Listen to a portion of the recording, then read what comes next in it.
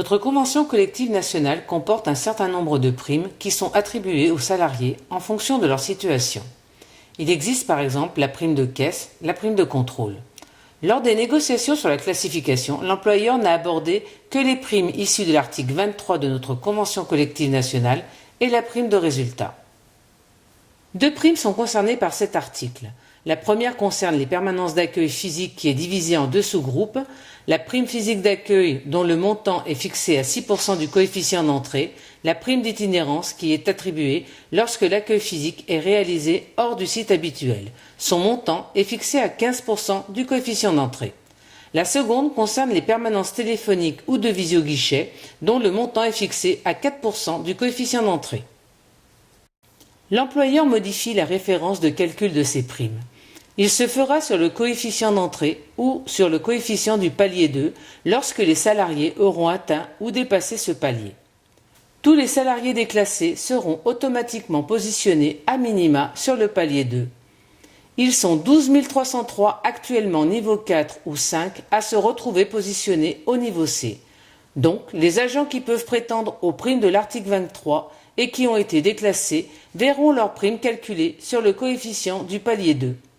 L'employeur n'a pas le choix, car s'il ne mettait pas en place ce nouveau calcul, les salariés déclassés verraient le montant de leurs primes diminuer et donc subir une baisse de rémunération.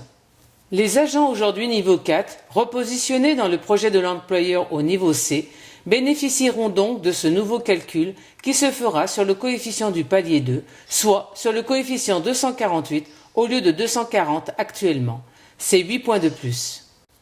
Mais attention, l'employeur a déjà renégocié à la baisse l'article 23 de notre CCN en 2016. Il a ainsi exclu tous les emplois en contact avec le public qui étaient niveau 5 ou plus et établi une liste exhaustive des emplois génériques ouvrant droit à ces primes. Il a aussi rendu cette prime proratisable alors qu'auparavant son montant était fixe quel que soit le temps passé à l'accueil. La CGT a été la seule organisation syndicale à ne pas signer ce nouvel accord. Demain, rien n'empêchera l'employeur à renégocier cet accord, de réduire ainsi la liste des emplois pouvant y prétendre. De plus, l'accueil libre-service et les emails se généralisent, engendrant la réduction de salariés dans les accueils et donc pour l'employeur une baisse du nombre de primes à attribuer. Aujourd'hui, cette prime se calcule sur les coefficients d'entrée de l'emploi et peut être égale au maximum à un demi-mois de salaire. L'employeur souhaite réserver cette prime à un plus grand nombre de cadres. Il étend donc son bénéfice aux cadres qui seront positionnés dans son projet au niveau G.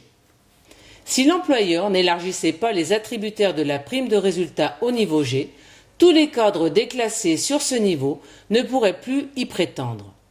Tous les cadres déclassés verront le calcul de cette prime s'effectuer sur un coefficient d'entrée inférieur à l'existant, donc leur prime serait minorée. Pour résoudre cette situation, l'employeur propose de modifier la base de calcul de la prime de résultat. Cette dernière se ferait sur les coefficients des différents paliers. Lorsqu'il s'agit des primes des employés, la base de calcul se fait au maximum sur le coefficient du palier 2, alors que pour les cadres qui se situent au niveau G, H ou I, cette base de calcul s'effectue sur le coefficient de l'ensemble des paliers. Pour autant, malgré ce bidouillage, les cadres verront leur prime baisser. Dans notre exemple d'un cadre aujourd'hui au coefficient d'entrée de 605 repositionné au niveau H, selon le palier dans lequel il se trouve, c'est une baisse du montant de sa prime de 163 € pour le palier 4, de 325,95 € pour le palier 3, 488,93 € pour le palier 2 et 598 € pour le palier 1. Dans le projet de l'employeur, tous perdants. La CGT a des propositions.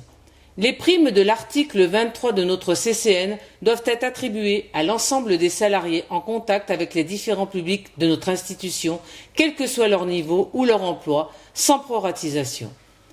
La prime de résultat est liée à la réalisation d'objectifs. Or, la plupart des cadres qui en sont attributaires réalisent leurs objectifs grâce au travail de toute une équipe. La CGT estime que le budget alloué à cette prime pourrait être utilisé pour mettre en place sa proposition qui est « Un emploi doit évoluer sur plusieurs niveaux ». Ainsi, employés ou cadres auraient un réel déroulement de carrière au sein d'un même emploi. Alors, tous ensemble, si nous nous mobilisions pour obtenir ce réel déroulement de carrière?